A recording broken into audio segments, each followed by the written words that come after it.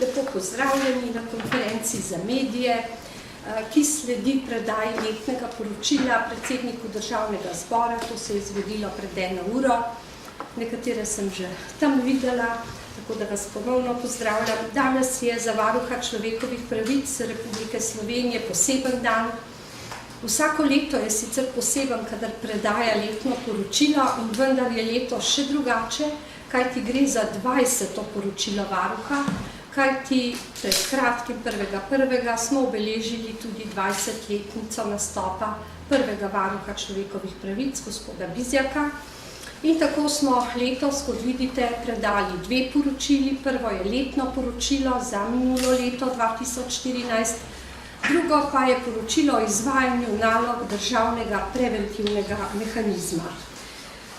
Pri varuhu ugotavljamo, da ne smemo vedno znova opozarjati, priporočati, kritizirati, kot se to dogaja torej vseh 19 minulih let, ampak smo tokrat ob 20-letnici pogledali tudi nazaj in ugotovili in ugotavljali, kako se uresničujejo naša pretekla priporočila. V našem letošnjem jih najdete 114, v lanskem smo jih imeli 150. Že bežen pregled uresničevanja lanskih priporočil kaže na to, da se mnoga žal še niso uresničila. Še uporabljam zato, ker upam, da se bodo. Kajti Državni zbor jih je sprejel, celo še 4 svoja, tudi ta niso uresničena.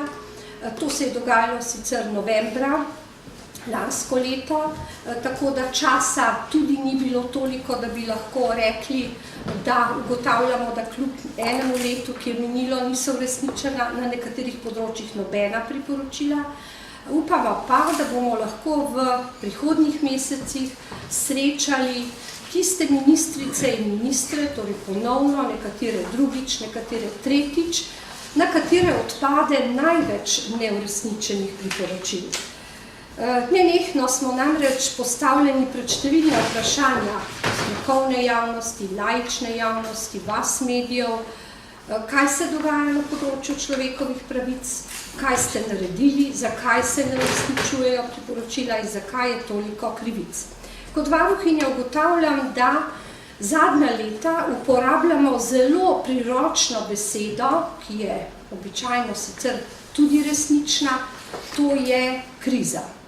Beseda kriza se je tako močno zarezala v naš besednjak, da nam včasih pride prav tudi takrat, ko jo ne bi smeli uporabljati. Kajti kriza je povezana z materialnimi dobrinami, s tem, da denarja primanjkuje na nekaterih področjih, vendar so področja človekovih pravic, kjer pa nimajo pravzaprav nič opraviti s krizo. Spoštovanje človeka, spoštovanje njegovega dostojanstva, sovražni govor, upoštevanje drugačnih, torej to so področja, ki se nanašajo na etiko, na obnašanje ljudi, kjer ni pomembno, ali imaš denar in z njim spoštuješ človekove pravice. Tudi sicer so krizni časi, ki smo jim priče že vse od leta 2008, pa čeprav pravijo, da se izboljšuje stanje v državi, tudi priložnost, da celo poiščemo rezerve, da naredimo nekaj več, ker to zmoremo in ker to tudi znamo in ne nazadnje ljudem obljubljamo.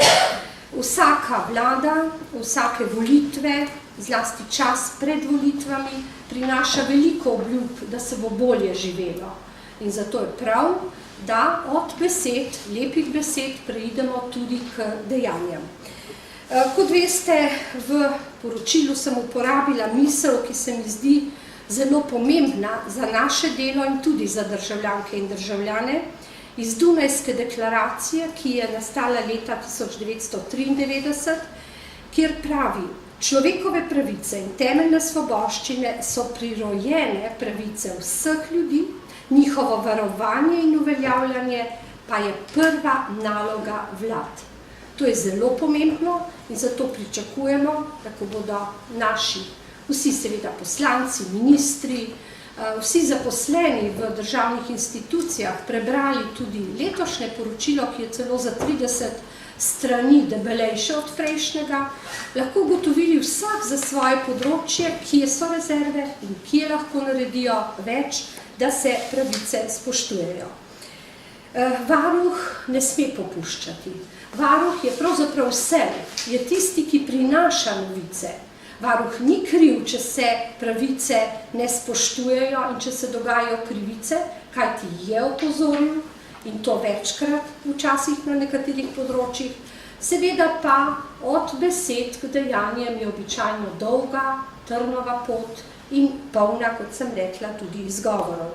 Poročilo se lahko bere kot zgodba, kot brevir, kot nekaj, kar lahko imamo na svoji delovni mizi in se seveda ravnamo potem, da napak ne ponavljamo.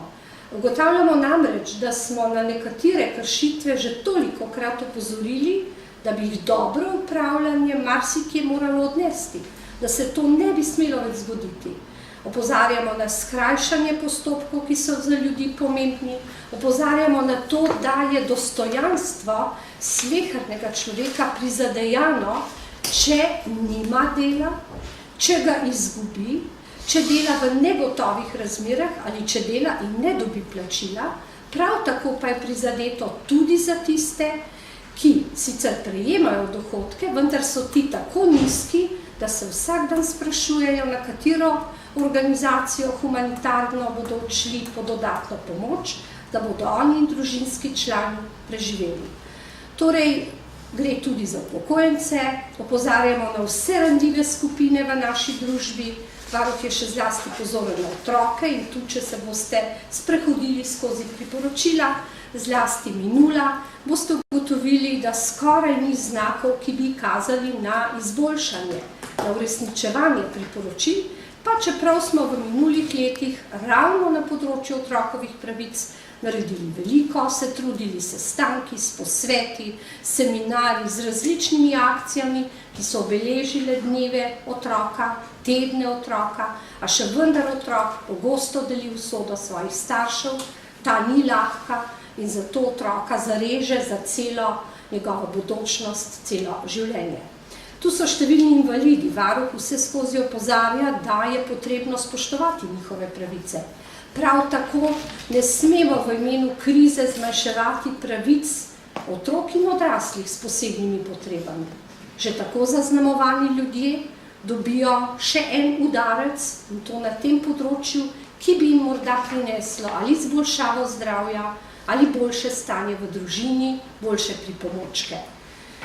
Gre seveda za številna področja, ki se zelo dotikajo ljudi, na katerih tudi dobimo veliko pobud. Varuh deluje predvsem na podlagi pobud, vendar tudi po lastni presoji. Če ugotovi, da gre za sistemsko kršitev, za tako kršitev, ki se ne dogaja le enemu človeku, ampak je širše zaznamovana v družbi, takrat poskuša opraviti poizvedbe, se sestati s tistimi, ki so odgovorni in ugotoviti, ali se da narediti napredek ali ne.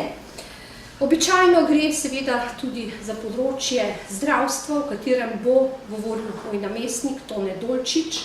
Z nami torej tudi namestnica Kornelija Marzelj, ki se bo tudi dotaknila kakšne izmed zanimivih tem, ki jih obravnava poročilo. Danes ni prilika, da bi vam lahko predstavili vseh 400 strani dolgo poročilo, kajti gre za izjemno zahtevno branje. Smo ga pa skušali bralcem olajšati, tako da smo bistvo povzeli, dali obrob in ga opremili tudi z določenimi znaki. Varuh ni samo kritik. Varuh takrat, kadar ugotavlja napredek, tudi koga pohvali.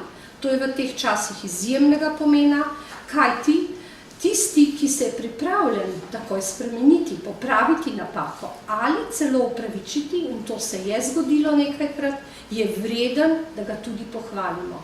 In želimo si, da bi vse naše kritike, večino kritik na nekaterih področjih, spremenili lahko tudi v ugotovitve, da je stanje boljše.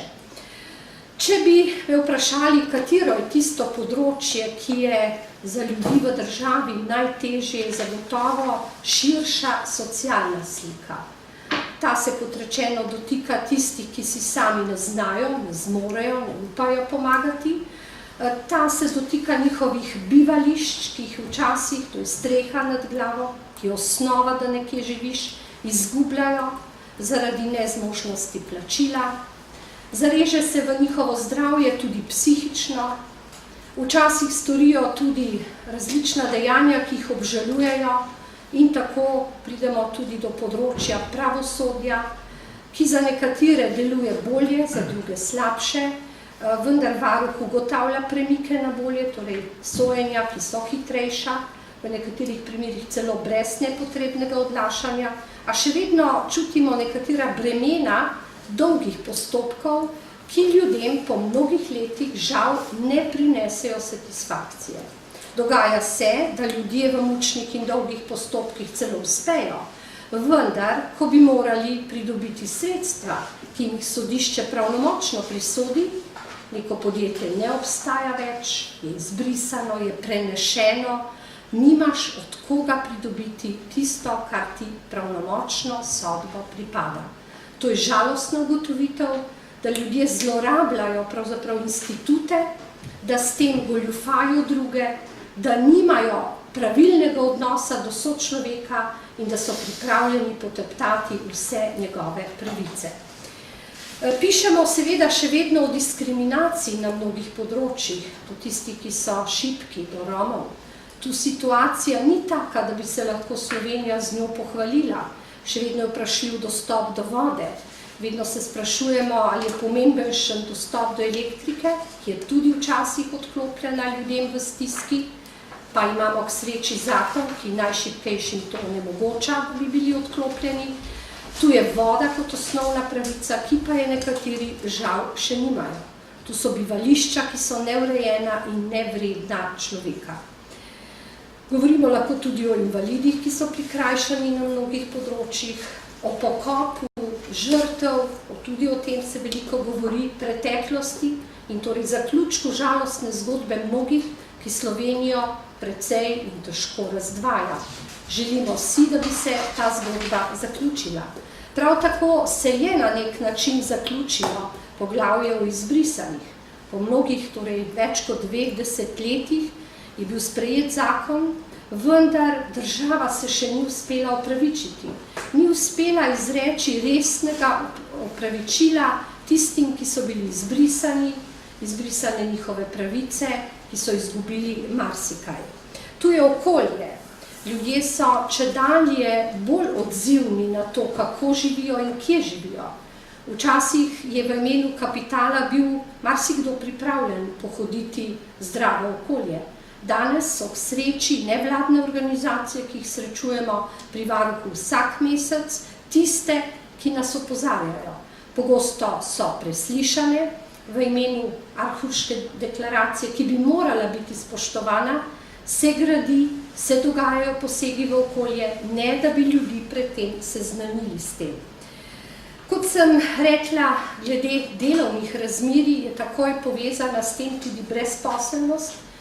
Statistično je sicer rahlo zmanjšana in lahko bi rekli, da je to dobro, vendar ugotavljamo, da je še vedno ogromno ljudi brezposelnih, brezposelnost pa prinese številne težave.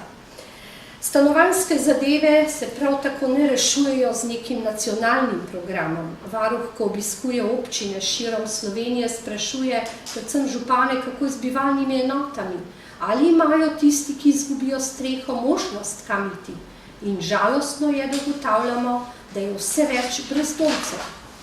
Brezdomcev, ki niso moški okoli 50. ali ženske te starosti, ampak celo družine. In ko veš, da je družina brez doma, takrat veš, kako hudo je prizadet otrok, ki konča v rejništvu ali kje drugje, in vendar ob sebi nima staršev in so možnosti za vrnitev in vzpostavitev družine težke.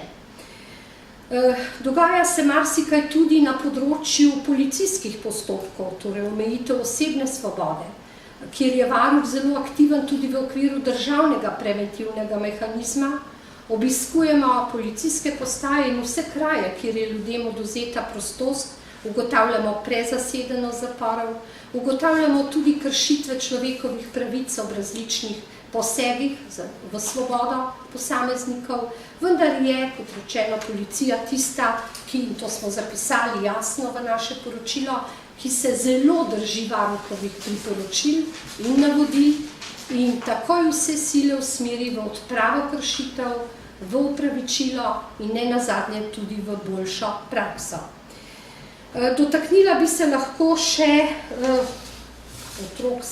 ustavnih pravic, torej na tem področju je trenutno tudi zakon o medijski svobodi, tudi varuh je tu dal svoje mnenje, vendar vse skozi ugotavljamo tudi v poročilu, ki je pred vami, da je sovražni govor žal še vedno prisoten, da je splet mesto, kjer se pogosto obračunava z ljudmi, celo s tistimi, ki jih morda niti dobro ne poznaš, a vendar se z žaljivimi besedami zelo globoko zarežeš v njihovo življenje in jih tudi spremeniš.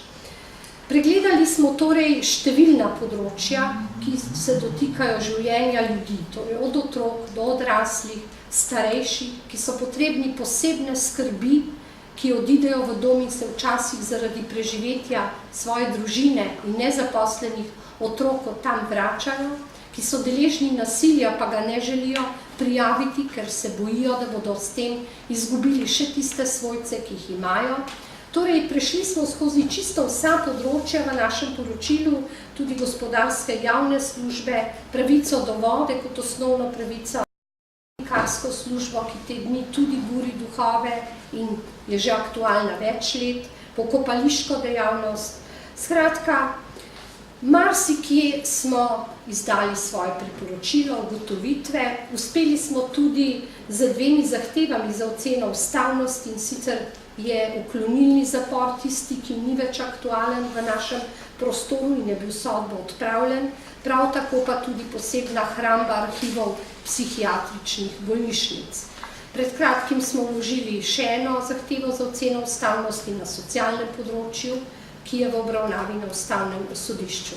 Torej, zaključila bi s tem, da je še vedno premalo uresničenih priporočil, da bi morala država na tem področju narediti veliko več, da pa bomo vztrajali na tem, da se spremeni, da bomo spremljali delo vseh državnih institucij, ki ne nazadnje morajo dobro in boljše delovati tudi v smislu dobrega upravljanja.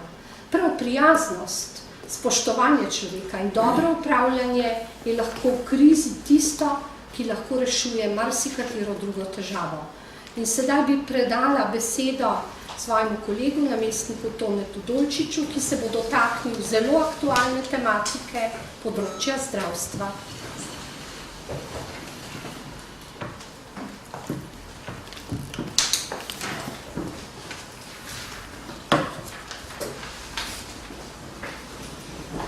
Hvala lepa. Poskušal bom zelo kratko predstaviti problematiko, ki se nam zdi pravzaprav, pa saj meni, ko delam na področju sociale in zdravstvenega varstva, najhujša. In to je zdravstveno varstvo. Z eno oceno lahko rečemo, da je stanje katastrofalno. V enem letu nismo uspeli najti niti enega področja zdravstva, niti enega zakona, na katerem se je karkoli izboljšalo. Ampak žal so se stvari le poslabšale. Del odgovornosti, oziroma drugače bom rekel, izključno odgovornost za to ima politika. Določba zakona o vladi, ki omogoča, da predsednik vlade začasno prevzame določen resor, kar je bila praksa v zadnjih 2 letih kar pogosta, se nam zdi napačna. In zato tudi predlagamo v poročilu na strani 279, da naj se pogoji za takšen začasen prevzem resorja zaostrijo. Namreč v času, ko je resor brez, če rečemo v narekovajih, pravega ministra, je tudi brez pravega vodenja. Ministrstvo brez jasnih političnih usmeritev ne more delovati.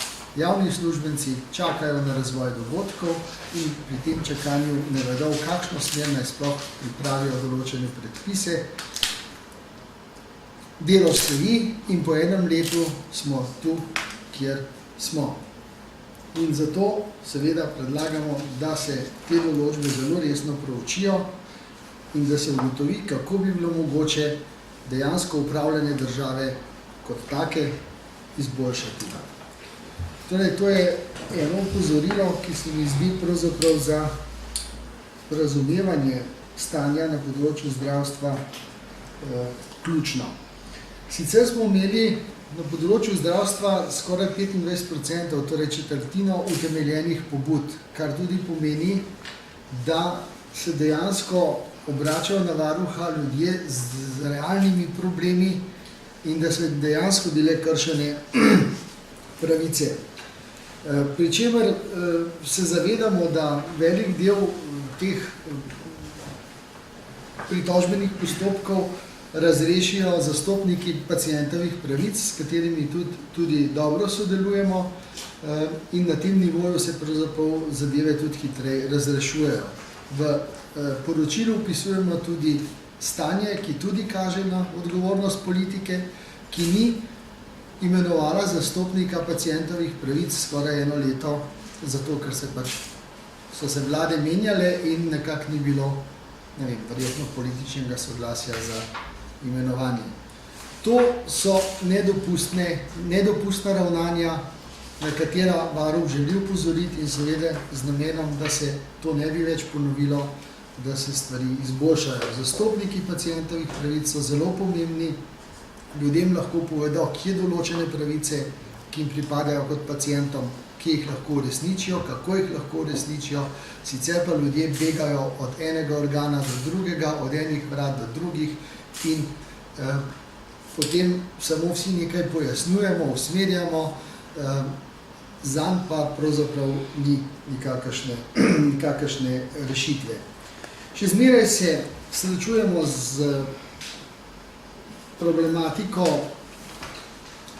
odločanja, torej s prepoznimi odločbami Zavoda za zdravstveno zavarovanje Slovenije, ki pogosto odločijo upravičenosti bolniške odsotnosti oziroma potem tudi nadomestila plače za čas bolniške, že takrat, ko je vse prepozno.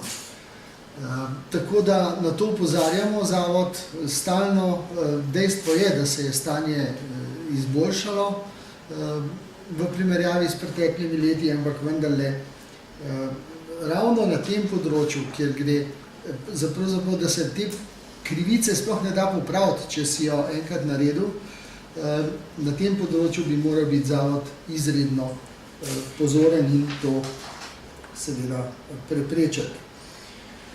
In če se še dotaknem področja varstva otrokovih pravic, ki je bilo sicer že precej omenjeno, na tem področju imamo pa kar 44% utemeljenih pobud, kar tudi kaže na resnost problematike. Želel bi upozoriti na naše priporočilo, ki smo ga napisali na strani 312 in ki je pravzaprav, bi rekel, kar precej resno. Namreč v lanskem poročilu smo opozorili, da je že Državni zbor že eno leto prej, torej ob obravnavi našega poročila iz 2012, odločil, da pristojna ministrstva vsak na svojem področju ugotovijo, zdaj kar citiram, dejanske in pravne ovire za ratifikacijo mednarodnih pogodb s področja otrokovih pravic in pripravijo vse potrebno, da bodo pogodbe čim prej ratificirane. To je konec citata. Ta odločitev Državnega zbora ostaja neuresničena in zato varuh predlaga vladi, da ugotovi, kdo je za to odgovoren in da tudi ustrezno ukrepa.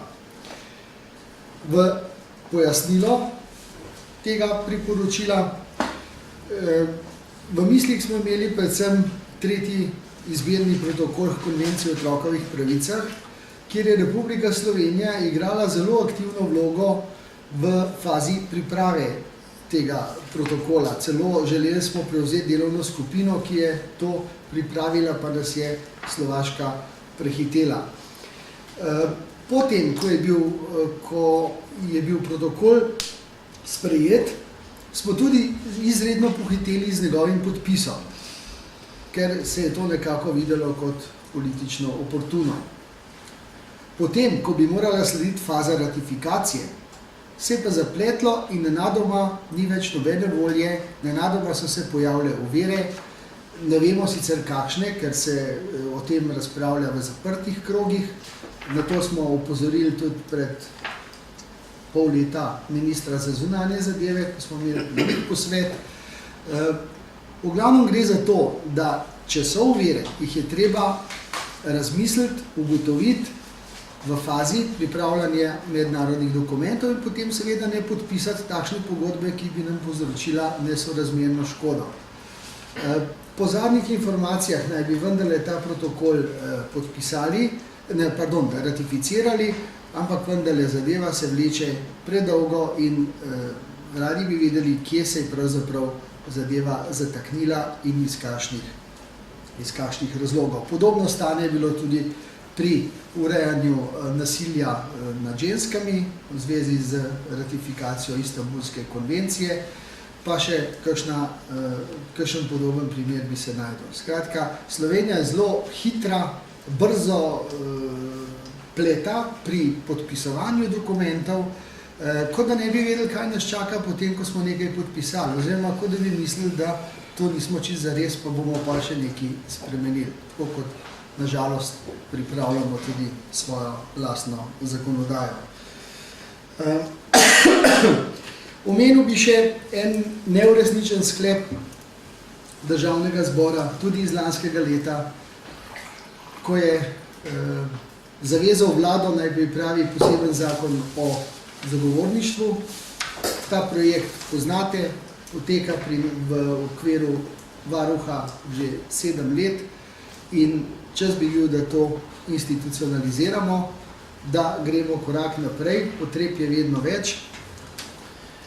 470 otrokom smo že postavili zagovornika, imamo 57 aktivnih zagovornikov, 6 supervizorjev, 2 intervizijski skupini in tako dalje. Skratka, sistem je nekako spleten, vendarle rabimo en nov zagon, kajti določeni deli Slovenije so še zmeraj nekako, če smem reči, nepokriti. Nekateri centri za socialno delo ne vidijo prednosti zagovornika. Veseli pa nas, da je vedno več sodišč, ki so spoznala prednost imenovanja zagovornika otroka v sodnem postopku, ki vendarle pripelje do tega, da otrok izrazi svoje mnenje, svoje želje in da so potem lahko te želje tudi upoštevane v skladu s konvencijo o otrokovih pravicah. Tako da pričakujemo, da bo Ministrstvo za delo, ki je pristojno za to področje, vendarle ta zakon pripravljal. Mi smo jim pripravljeni pri tem pomagati in da bomo vsaj eno zadevo imeli kot pozitivno. No in še, da s tem pa končam, pred časom je bila objavljena tudi vest, ki jo poznate, da smo dobili ukor zaradi telesnega kaznovanja otrok.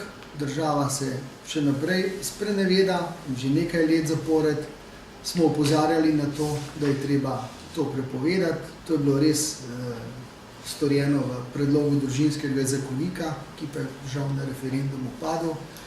In vedno znova se kaže, kako velika škoda je bila storjena s tem, da smo družinski zakonik na referendumu zavrgli. Hvala. Hvala lepa.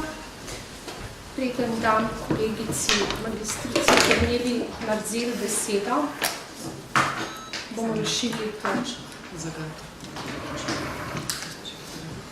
Ja. Bi nekako zaključila ta svoj uvod, ki sem ga imela, ravno mislijo glede kaznovanja Evropa nam torej kar pogosto grozi s kaznimi in opomini na različnih področjih, tudi okolja. Takrat bo zagotovo potrebno najti sredstva, pa se lahko sprašujemo, zakaj jih ne bi našli prej za rešitev problema kot za kaznovanje, kajti bolje je probleme reševati, kot pa plačevati kazni. Vedno se sprašujemo, ali smo socialna in pravna država. Tukaj pogosto pademo na izpitu. Iz sociale sem že obrazložila tudi na področju, ali je pravna ali ni, kajti zakoni so pogosto sprejeti tudi prehitro, nedomišljeno, prinašajo krivice in se popravljajo tudi na ustavnem sodišču, kar ne nazadnje vodi tudi k visokim zneskom, ki jih je treba nekega dne najti. Rekla bi tudi to, da ljudje ne smejo izgubiti svojega dostojanstva in sicer zaradi krize ali razprodaje vrednot, ko tako radi pravzaprav rečemo, da nam ni toliko mar ne za zdravje, ne za delo, ne za ranljive in pravzaprav pademo na tem izpitu, ko na drugi strani govorimo, kako smo socialni, empatični, kako skrbimo za vse, ki si sami ne morejo pomagati. In med temi so zagotovo tudi skupina mladih. Tako kot sem prej govorila o starejših, tako si tudi mladi zaslužijo vso pozornost, kajti so, kot pravimo, naša bodočnost. In o tem, kakšne kršitve se dogajajo mladim, bo spregovorila namestnica magistrica Kornelija Mrzel. Ja, lepo pozdravljeni tudi v mojem imenu. Kot je rekla varuhinja, zelo polni smo besed na mladih svet stoji ali pa mladi so naše bogatstvo, ampak jaz iz dogajanj, kot jih opazujemo skozi oči varuha človekovih pravic, močno dvomim, da se družba, država tega zavedamo, da se zavedamo ne nazadnje moči in odgovornosti, ki jo mladi v okviru medgeneracijske solidarnosti imajo. Zdaj vemo, da se večji delež mlajše generacije pri nas šola, da se izobražujejo v srednjih šolah, potem nadaljujejo na fakultetah. Ko pa končajo ta proces, ki je nedvomno zelo dolg in tudi zelo drag, imajo mnogo znanja, mnoge kapacitete, potem pa se soočajo s hudo resnico, kako dobiti delo, kako si ne nazadnje ustvariti eno delovno mesto, kako potem, ko so že v nekih oblikah zaposlitve, sploh priti do plačila. Jaz bi rekla, da stanje na področju zaposlovanja in brezposelnosti je zelo, zelo kritično. Zdi se, da tudi tisti ukrepi v okviru aktivne politike zaposlovanja pomenijo zgolj neke bombončke, pa zgolj neke obližene rane brezposelnosti in da bolj služijo zagotavljanju nekega socialnega miru, manj pa zmanjševanju brezposelnosti ali pa ustvarjanju novih delovnih mest. Videli boste, kako velik delež pobud, ki smo ravno na področju brezposelnih prijeli, je utemeljen. Čez 30% pobud je utemeljenih. In ko mladi že nekako uspejo priti do zaposlitve, mnogi pristanejo v nekih prekarnih, negotovih oblikah dela. Potem se soočajo, kako sploh priti do plačila, izplačila plače, do plačila pri. Ta problematika je kot žerjavica, vleče se že mnogo let, ne glede na to, da država vsako leto pač obljublja, pojasnjuje, da je nekaj naredila, da je preusmerila nekaj ljudi, prerasporedila na drugi carinske uprave, na finančno upravo. Problematika je kritična in rekla bom takole, kako naj mladi zaupajo državo, da jim bo pri tem pomagala, če pa ne nazadnje država, ne samo, da bi sistemsko posegal te kršitve, tudi sama je velik kršitelj. Letos poročamo o tem javni gospodarski zavod Mirna Pohorje. Država ni plačevala ne plačne prispevkov zaposlenim, pa ne nagrad obsojenim. Nič od tega. Potem volontersko pripravništvo. Velik problem. Obvezno pripravništvo na področju sociale je neplačano. Ali ni to kršitev, da nekdo dela cel mesec, težko dela, nadomešča nekoga, tisti ostali dobijo plačo, medtem ko mladi plače ne dobi, pa tako zelo bi jo potrebovali. Ne samo zato, da preživijo, da je s tem, bom rekla, spoštovano njihovo dostojanstvo in tudi zato, da se osamosvojijo. Potem pa leta in leta opozarjamo in govorimo le, zakaj jih toliko časa vztraja v hotelu mama. Jaz sem pripričana, da ne zaradi udobja, temveč zaradi sile in hvala Bogu, da te hotele še imamo, ker sicer bi bilo še več mlajših pristalo pod mostovi, še več bi se jih prihranjevalo v javnih kuhnjah in bilo odvisnih od humanitarnih pomoči. bom rekla, žalostna sem, ker tako tudi na področju stanovanjskih zadev prav nobeno priporočilo ni bilo sprejeto. Ne samo priporočilo, tudi enega uvida, ene smeri, kam naj bi to področje šlo, ni sprejete. Ni nacionalne strategije stanovanjskega programa.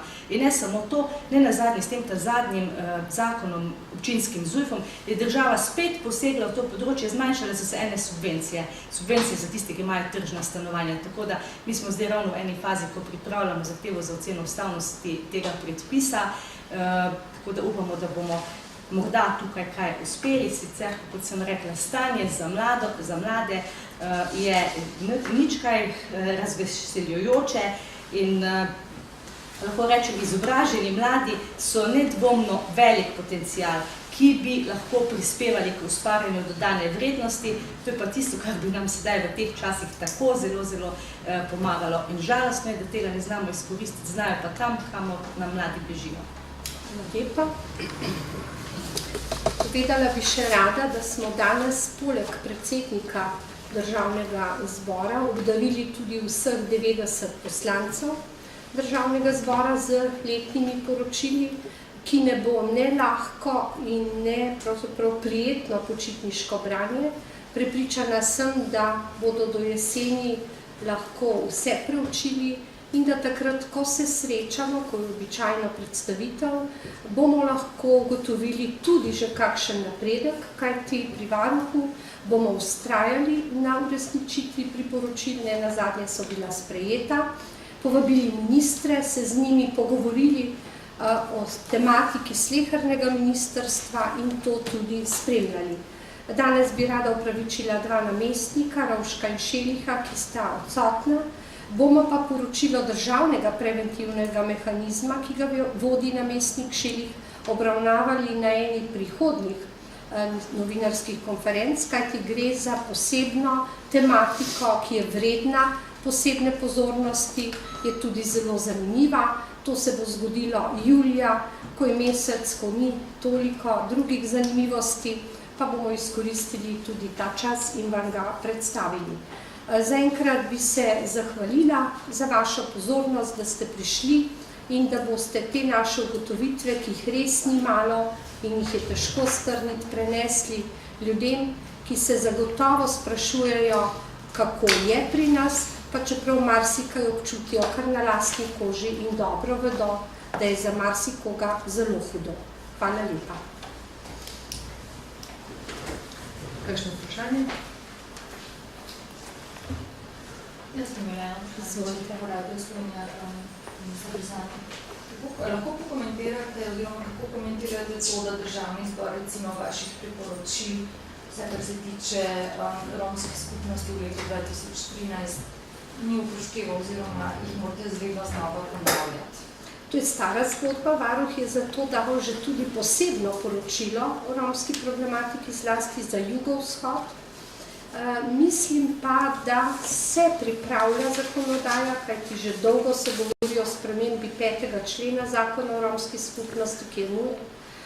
Tako da se o tem nekaj časa govori in mislim, da v prihodnje bodo na tem področju spremembe. Ne vem pa, kakšne bodo na področju ravno njihovih bivališč, dostopa do elektrike, vode. Kot varuhinja sem se večkrat osebno prepričala, kako živijo, kajti obiskala sem kar nekaj naselij ob zunanjih poslovanjih, videla njihovo težke stiske in naša naloga varuha je opozoriti, drugih institucij pa zadevo urediti. Hvala lepa.